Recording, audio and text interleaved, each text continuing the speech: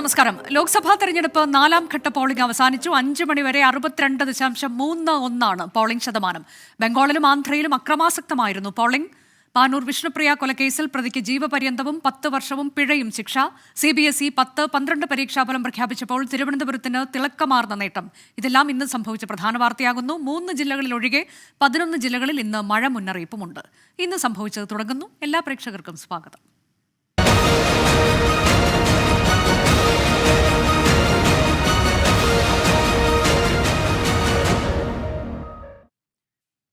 ലോക്സഭാ തെരഞ്ഞെടുപ്പിന്റെ 4ാം ഘട്ട പോളിംഗ് അല്പസമയം മുൻപ് അവസാനിച്ചു. ആ വാർത്തയിലേക്കാണ് ആദ്യം.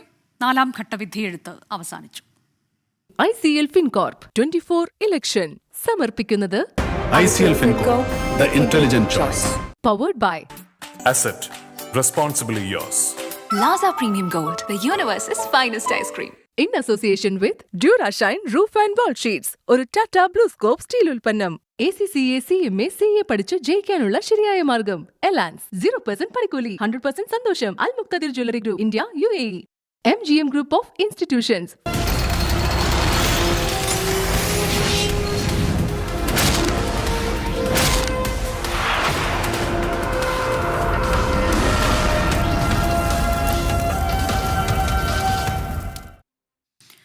ലോക്സഭാ തെരഞ്ഞെടുപ്പിന്റെ 4ാം ഘട്ട വോട്ടെടുപ്പ് അവസാനിച്ചു. 5 മണിവരെ 62.31 പോളിംഗ് ശതമാനം. വ്യാപക സംഘർഷമുണ്ടായ ബംഗാളിലെ കേതുഗ്രാമിൽ തൃണമൂൽ പ്രവർത്തകൻ കൊല്ലപ്പെട്ടു. ഈ മാസം 20-നാണ് 5ാം ഘട്ട വോട്ടെടുപ്പ്. ബൽറാം നെടുങ്ങാടി ഏറ്റവും പുതിയ വിവരങ്ങളുമായി. ബൽറാം, ഭേദപ്പെട്ട പോളിംഗ് എന്ന് വിലയിരുത്താൻ കഴിയുമോ? ഇനിയിപ്പോൾ 3 ഘട്ടം മാത്രമാണ് ബാക്കിയുള്ളത്. ഇക്കുറി അക്രമം കുറച്ച് കൂടുതലായിരുന്നു. അതായത് ബംഗാളിൽ നിന്നും ആന്ധ്രയിൽ നിന്നുമൊക്കെ അക്രമത്തിന്റെ വാർത്തകൾ രാവിലെ മുതൽ തന്നെ പുറത്തു വരുന്നു. ബംഗാളിൽ ഒരു തൃണമൂൽ പ്രവർത്തകൻ കൊല്ലപ്പെട്ട വാർത്ത. അങ്ങനെ പൊതുവെ ഈ ഘട്ടത്തെ എങ്ങനെ വിലയിരുത്താം?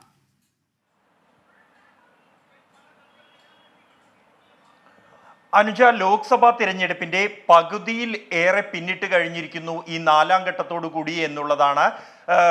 പശ്ചിമ ബംഗാളിനെ സംബന്ധിച്ചിടത്തോളം വീണ്ടും അക്രമ സംഭവങ്ങൾ ഈ 4ാം ഘട്ടത്തിലും റിപ്പോർട്ട് ചെയ്യപ്പെട്ടിരിക്കുന്നു. വൈകിട്ട് 5 മണി വരെയുള്ള ഔദ്യോഗിക കണക്കുകളാണ് തെരഞ്ഞെടുപ്പ് കമ്മീഷൻ ഇതുവരെയും ലഭ്യമാക്കിയിട്ടുള്ളത്. ഈ ഘട്ടത്തിൽ 62.31% പോളിംഗ് ആണ് തെരഞ്ഞെടുപ്പ് കമ്മീഷൻ പുറത്തുവിട്ടിരിക്കുന്ന കണക്ക്. അതിൽ ഏറ്റവും കൂടുതൽ ഉയർന്ന പോളിംഗ് രേഖപ്പെടുത്തിയിരിക്കുന്നത് പശ്ചിമ ബംഗാളിൽ തന്നെയാണ്. ബംഗാളിൽ 75.66% പോളിംഗ് രേഖപ്പെടുത്തിയിരിക്കുന്നത്. പിന്നീട് അക്രമ സംഭവങ്ങൾ റിപ്പോർട്ട് ചെയ്ത ആന്ധ്രാപ്രദേശിലാണ് പോളിംഗ് നിരക്കിൽ 2ാം സ്ഥാനത്ത് ഉള്ളത്. 68.04% ആന്ധ്രയിൽ പോളിംഗ്. മധ്യപ്രദേശിൽ 68.01% 5 മണി വരെ രേഖപ്പെടുത്തിയിരിക്കുന്ന പോളിംഗ് നിരക്ക് എന്നുള്ളത്. വലിയ തോതിൽ അക്രമ സംഭവങ്ങൾ റിപ്പോർട്ട് ചെയ്യപ്പെട്ടത് പശ്ചിമ ബംഗാളിൽ തന്നെയാണ്. ബംഗാളിൽ രാവിലെ മുതൽ തന്നെ തൃണമൂൽ കോൺഗ്രസ് പ്രവർത്തകരും BJP പ്രവർത്തകരും ഏറ്റുമുട്ടിയതായുള്ള റിപ്പോർട്ടുകൾ ഉണ്ടായിരുന്നു. പോളിംഗ് സ്റ്റേഷനുകളിൽ തൃണമൂൽ കോൺഗ്രസ് പ്രവർത്തകർ വോട്ട് ചെയ്യാൻ മറ്റ് പാർട്ടിയുടെ അണികളെയോ അല്ലെങ്കിൽ പാർട്ടി അനുഭാവികളെയോ അനുവദിക്കുന്നില്ല എന്നുള്ള ആരോപണങ്ങൾ ഉയർന്നിരുന്നു. അതേസമയം പുറമേ നിന്നുള്ളവരെ ബൂത്ത് ഏജന്റുമാരായി BJP എത്തിച്ചു എന്നും കേന്ദ്രസേനയെ ഉപയോഗിച്ച് തെരഞ്ഞെടുപ്പ് അട്ടിമറിക്കാൻ ശ്രമിക്കുന്നു എന്നുള്ള ആരോപണവുമാണ് തൃണമൂൽ കോൺഗ്രസ് ഉന്നയിച്ചിരിക്കുന്നത്. പലയിടത്തും അക്രമ സംഭവങ്ങൾ ഉണ്ടായി. ഒരു തൃണമൂൽ പ്രവർത്തകൻ ഈ വോട്ടെടുപ്പിനിടെ 4ാം ഘട്ട വോട്ടെടുപ്പിനിടെ കൊല്ലപ്പെട്ടതായി തൃണമൂൽ കോൺഗ്രസ് അറിയിച്ചിട്ടുണ്ട്. പോലീസ് ഇക്കാര്യം സ്ഥിരീകരിക്കുന്നു. ഇക്കാര്യത്തിൽ അന്വേഷണം പുരോഗമിക്കുകയാണ്. ബംഗാളിൽ തെരഞ്ഞെടുപ്പുമായി ബന്ധപ്പെട്ടുള്ള അക്രമ സംഭവങ്ങൾ ഇപ്പോഴും തുടരുന്നു എന്നാണ് ലഭ്യമാകുന്ന വിവരം. ഒപ്പം തന്നെ വോട്ടിംഗ് സമയം പൂർത്തിയായി അരമണിക്കൂർ പിന്നിടുമ്പോഴും പോളിംഗ് സ്റ്റേഷനുകൾക്ക് പുറത്ത് ആളുകൾ വരി നിൽക്കുന്ന കാഴ്ചയും ബംഗാളിൽ കാണാനാകും.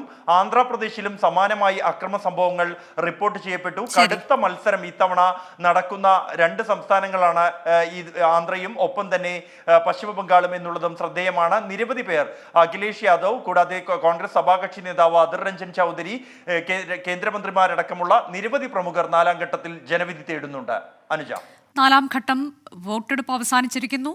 62.31 വിജയശതമാനം. അത് 5 മണി വരെയുള്ള കണക്കാണ്. അല്പസമയം കഴിയുമ്പോൾ പുതുക്കിയ കണക്കുകൾ ലഭ്യമാകുമെന്നാണ് പ്രതീക്ഷ. അതിനിടെ അടുത്ത ഘട്ടം തെരഞ്ഞെടുപ്പ് പ്രചാരണം അതും ഊർജിതമായി തുടരുന്നു. ഇന്ത്യ മുന്നണിയെ രൂക്ഷമായി വിമർശിച്ച് പ്രധാനമന്ത്രി നരേന്ദ്രമോദി രംഗത്തെത്തി.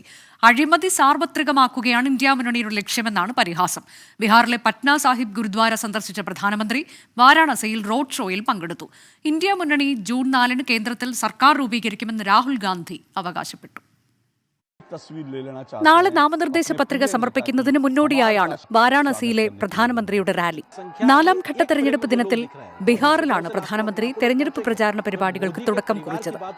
പറ്റ്ന സാഹിബ് ഗുരുദ്വാര സന്ദർശിച്ച പ്രധാനമന്ത്രി പ്രാർത്ഥനാ ചടങ്ങുകളുടെ ഭാഗമായി തെരഞ്ഞെടുപ്പ് പ്രചാരണ റാലികളിൽ ഇന്ത്യ മുന്നണിയുടെ അടിത്തറ അഴിമതിയാണെന്ന് കുറ്റപ്പെടുത്തിയാണ് പ്രധാനമന്ത്രി സംസാരിച്ചത്. അഗ്നിപഥ് പദ്ധതിയിൽ പ്രധാനമന്ത്രിയെ വിമർശിച്ച രാഹുൽ ഗാന്ധി രാജ്യത്ത് 2 തരം ജവാന്മാരെ സൃഷ്ടിച്ചതായി കുറ്റപ്പെടുത്തി. नरेंद्र मोदी ने 2 तरीके के जवान बना दिए। एक जो गरीबों का बेटा होगा, दलितों का, आदिवासियों का, पिछड़ों का, गरीब जनरल कास्ट परिवारों का बेटा होगा, माइनॉरिटी का बेटा होगा, और दूसरा जो अमीर घर का बेटा होगा. അധികാരത്തിലെത്തിയാൽ കുടുംബത്തിലെ ഒരു സ്ത്രീക്ക് പ്രതിവർഷം 1 ലക്ഷം രൂപ നൽകുന്ന പദ്ധതി നടപ്പാക്കുമെന്ന് കോൺഗ്രസ് പാർലമെന്ററി പാർട്ടി അധ്യക്ഷ സോണിയാഗാന്ധി പറഞ്ഞു. വീഡിയോ സന്ദേശത്തിലാണ് സോണിയാഗാന്ധി നിലപാട് വ്യക്തമാക്കിയത്. അതിനിടെ വിദ്വേഷ പ്രസംഗത്തിൽ പ്രധാനമന്ത്രി നരേന്ദ്രമോദിക്കെതിരെ കേസ് രജിസ്റ്റർ ചെയ്യണമെന്നാവശ്യപ്പെട്ടുള്ള ഹർജി ഡൽഹി ഹൈക്കോടതി തള്ളി. 24 ഡൽഹി.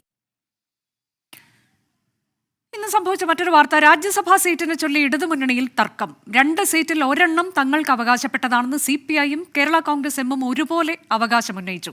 പരസ്യ പ്രതികരണം നടത്തി മുന്നണിയെ പ്രതിസന്ധിയിലാക്കേണ്ടെന്നാണ് ഇരു പാർട്ടികളുടെയും നിലപാട്. സീറ്റിനു വേണ്ടി ആരും ആവശ്യം ഉന്നയിച്ചിട്ടില്ലെന്നും കാര്യങ്ങൾ ചർച്ച ചെയ്ത് തീരുമാനിക്കുമെന്നും ഇടതുമുന്നണി നേതൃത്വം വ്യക്തമാക്കി. CPI സംസ്ഥാന സെക്രട്ടറി ബിനോയ് വിശ്വവും കേരള കോൺഗ്രസ് അധ്യക്ഷൻ ജോസ് കെ മാണിയും CPM കേന്ദ്ര കമ്മിറ്റി അംഗം എളമരം കരീമുമാണ് ജൂലൈ 1 തീയതി രാജ്യസഭാ സീറ്റ് ഒഴിയുന്നത്. നിലവിലെ നിയമസഭയിലെ അംഗബലമനുസരിച്ച് 2 സീറ്റുകളിലാണ് ഇടതുമുന്നണിക്ക് ജയിക്കാൻ കഴിയുന്നത്. ഇതിൽ ഒരു സീറ്റ് ഏറ്റെടുക്കാൻ CPIM തീരുമാനിച്ചിട്ടുണ്ട്. M സ്വരാജ് അടക്കമുള്ളവരുടെ പേരുകളാണ് പരിഗണനയിലുള്ളത്. ജയിക്കാൻ കഴിയുന്ന മറ്റൊരു സീറ്റിനെ ചൊല്ലിയുള്ള തർക്കമാണ് ഇടതുമുന്നണിയിൽ പ്രതിസന്ധി ഉണ്ടാക്കുന്നത്. ബിനോയ് വിശ്വം ഒഴിയുമ്പോൾ ആ സീറ്റ് തങ്ങൾക്ക് തന്നെ അവകാശപ്പെട്ടതാണെന്നാണ് CPIയുടെ വാദം. ഇടതുമുന്നണി യോഗത്തിൽ രാജ്യസഭാ സീറ്റ് ആവശ്യപ്പെടാനും പാർട്ടി നേതൃത്വം തീരുമാനിച്ചു. വിവാദങ്ങൾക്കില്ലെന്നും പറയേണ്ട സമയത്ത് പറയേണ്ട സ്ഥലത്ത് കാര്യങ്ങൾ അവതരിപ്പിക്കുമെന്നും ബിനോയ് വിശ്വം പ്രതികരിച്ചു. ആ സീറ്റ് LDFൽ CPIയുടെ സീറ്റാണ്, ആ CPIക്ക് ലഭിക്കണം. അതേപ്പറ്റി വിവാദമുണ്ടാക്കാൻ ബഹളം വയ്ക്കാൻ ഞങ്ങളില്ല. കേരള കോൺഗ്രസിന്റെ നിലപാട് മുന്നണി യോഗത്തിൽ പറയുമെന്നും പരസ്യമായി ചർച്ച ചെയ്യേണ്ട വിഷയമല്ലെന്നും ജോസ് കെ മാണിയും പറഞ്ഞു. പാർട്ടിക്ക് വ്യക്തമായ ഒരു നിലപാടുണ്ട്, വ്യക്തമായ ഒരു ധാരണയുണ്ട്. പക്ഷേ ആ കാര്യങ്ങൾ ചർച്ച ചെയ്യുന്നത് അത് LDFലാണ്, അത് പബ്ലിക്കിൽ നമ്മൾ ചർച്ച ചെയ്യേണ്ട കാര്യങ്ങളല്ല. രാജ്യസഭാ സീറ്റ് വിഷയം ചർച്ച ചെയ്തിട്ടില്ലെന്ന് വിശദീകരിച്ച LDF നേതൃത്വം വിഷയം രമ്യമായി പരിഹരിക്കാനുള്ള നീക്കം ആരംഭിച്ചതായാണ് സൂചന. 24 തിരുവനന്തപുരം. ഈ വാർത്തയുടെ വിശദാംശങ്ങളുമായി ഷഫീദ് റാവുത്തറും ടോബി ജോൺസണും തത്സമയമുണ്ട്. ആദ്യം ടോബി ജോൺസണിലേക്ക്. ടോബി, ഇന്നിപ്പോൾ ഈ വിഷയം ചർച്ച ചെയ്തിട്ടില്ല സ്റ്റിയറിംഗ് കമ്മിറ്റി യോഗത്തിലെന്ന് ജോസ് കെ മാണി പറയുന്നു. പക്ഷേ കൃത്യമായ നിലപാടുണ്ട്, അത് പറയേണ്ട ഇടത്ത് പറയുമെന്ന് തന്നെയാണ് വ്യക്തമാക്കിയത്. ഈ തുടർഭരണത്തിൽ LDF സർക്കാരിൻ്റെ തുടർഭരണം ഉണ്ടായതിൽ കേരള കോൺഗ്രസിൻ്റെ പങ്കെന്ത് എന്നൊക്കെ അദ്ദേഹം വ്യക്തമാക്കുകയും ചെയ്തു. അങ്ങനെ കേരള കോൺഗ്രസിൻ്റെ ഒരു സേ എന്ത് എന്നുള്ളത് അവർ കൃത്യമായി പറയുമ്പോൾ ഇവരുടെ നിലപാടും അതിലൂടെ തന്നെ കൃത്യമായി പുറത്തു വരികയല്ലേ ടോബി?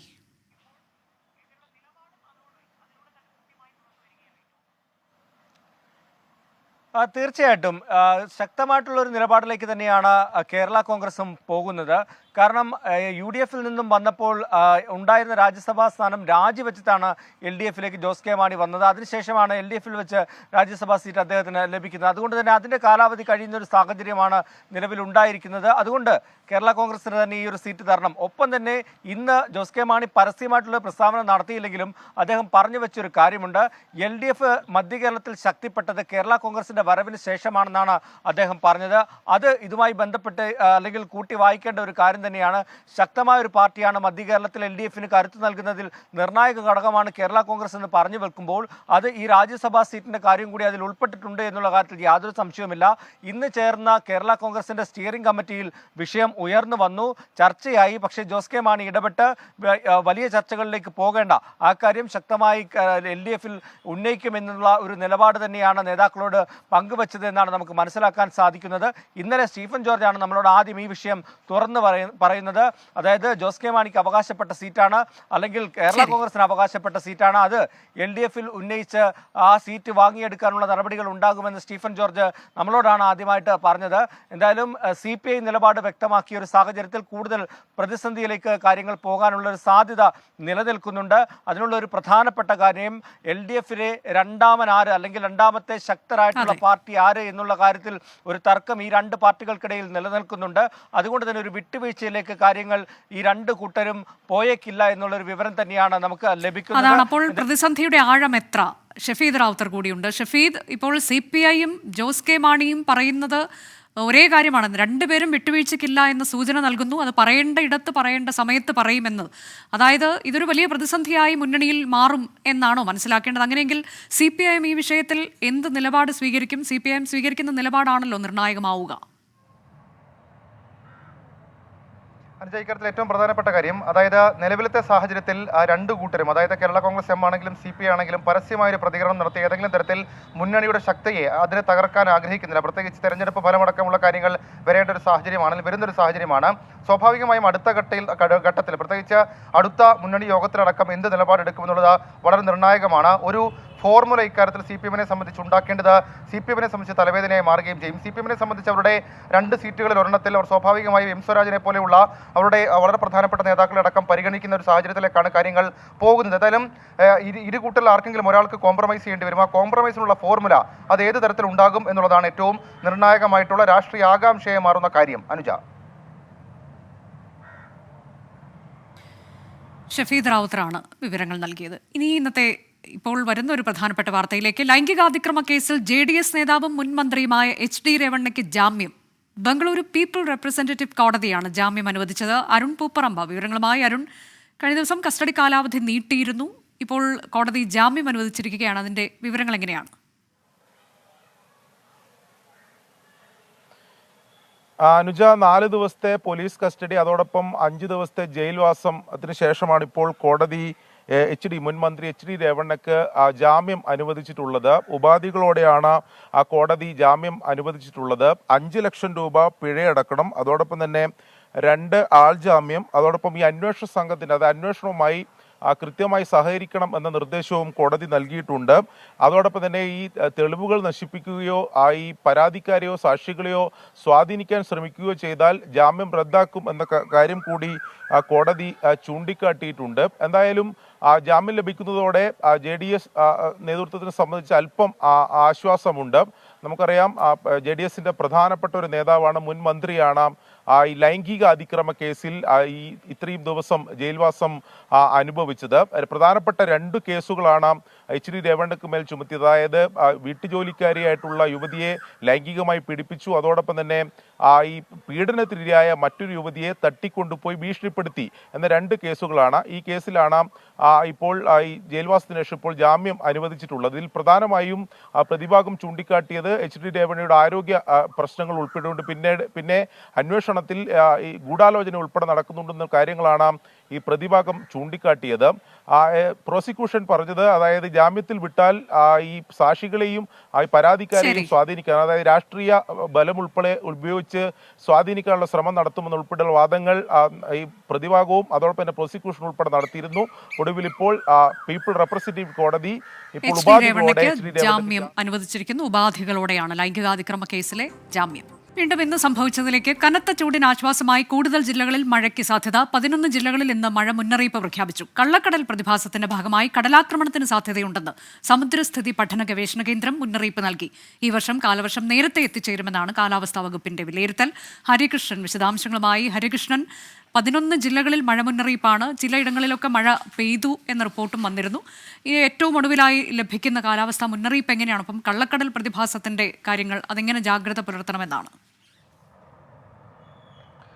അനുജ, ഈ ഏറ്റവും പുതിയ കാലാവസ്ഥാ മുന്നറിയിപ്പ് പ്രകാരം ഇന്ന് 11 ജില്ലകളിൽ യെല്ലോ അലർട്ട് പ്രഖ്യാപിച്ചിരിക്കുകയാണ് കാലാവസ്ഥാ വകുപ്പ് എന്നുള്ളതാണ്.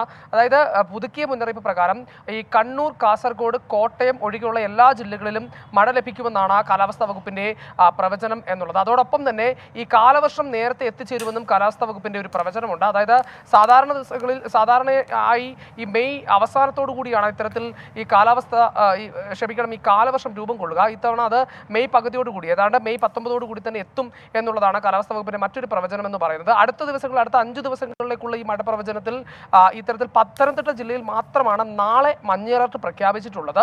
അതിന് പിന്നീടുള്ള ദിവസങ്ങളെല്ലാം തിരുവനന്തപുരത്ത് മഴ ലഭിക്കും. പക്ഷേ ഇന്ന് ഇത്തരത്തിൽ 11 ജില്ലകളിൽ മഴ ലഭിക്കുമെന്നാണ് കാലാവസ്ഥാ വകുപ്പ് പറയുന്നത്. അത് മാത്രവുമല്ല, ഈ കടലാക്രമണത്തിന്റെ ഭാഗമായി ഉയർന്ന കടൽക്ഷോഭം ഉണ്ടാകാനുള്ള സാധ്യതയുണ്ട്. അതുകൊണ്ട് തീരദേശവാസികൾ ജാഗ്രത പാലിക്കണമെന്നും സമുദ്രസ്ഥിതി പഠന ഗവേഷണ കേന്ദ്രവും മുന്നറിയിപ്പ് നൽകുന്നുണ്ട്. അനുജ.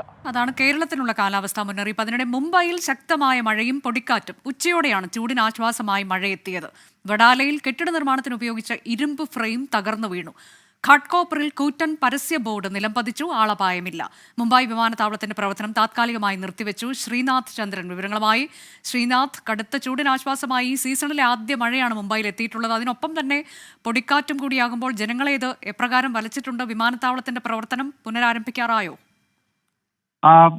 വിമാനത്താവളത്തിന്റെ പ്രവർത്തനം ഇപ്പോൾ പുനരാരംഭിച്ചിട്ടുണ്ട്. 15 സർവീസുകൾ അത് വഴിതിരിച്ചു വിട്ടു എന്നതാണ് വിമാനത്താവള അതോറിറ്റി ഇപ്പോൾ ഔദ്യോഗിക വാർത്താക്കുറിപ്പിൽ അറിയിച്ചിട്ടുള്ളത്.